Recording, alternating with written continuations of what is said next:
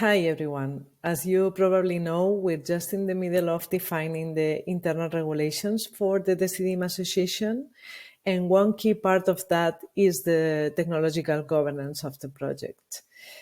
This governance has been built with the community from the beginning, mainly through Decidim, where anyone can propose improvements to the software. So the goal of this video is to summarize how this process is working today, so we all have the same context before jumping into discussion of ways to improve it. So we're right now in the main page of the proposed new features process, and here we find the explanation of how community proposals make their way into the roadmap. And here we cover two key things. One is the criteria the product team uses to review and give feedback to proposals. And the second one is the journey of a proposal from the moment someone posted on Decidim to when it becomes a new feature, and how that is shared back to the community.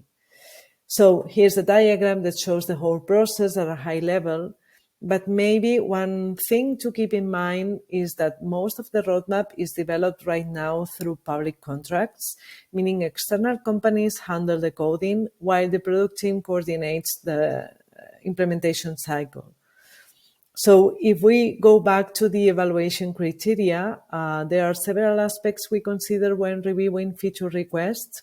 So you can see them here, but some key points include if it's a problem clearly explained, or if that solved a need that's relevant for most organizations using the platform.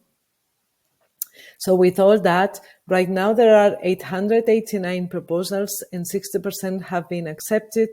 And of those, 46% have already been merged into the code base. Over the last 8 years, only 28 proposals were rejected. However, one challenge we're facing is that the number of proposals without feedback from the product team has been growing. And right now, about 30% of proposals having received a response. And why is this happening? There are few reasons, but the main one is feature bloat or feature fatigue.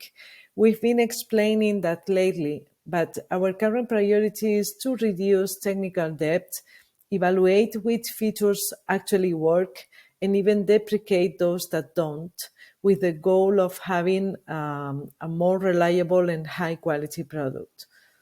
So on top of that, for the features we do want to add to the annual roadmap, there are some limits to time and resources. So in fact, most functionalities that go into the year planification come from this Decidim space. But to give you an idea, within a single annual contract, we get to implement around 35 to 40 medium-sized features. So once a new development cycle starts, the team is focused on the issues that are included in the contracts because we have some deadlines. And that means that the current open space without clear phases or prioritization isn't working as well as it could.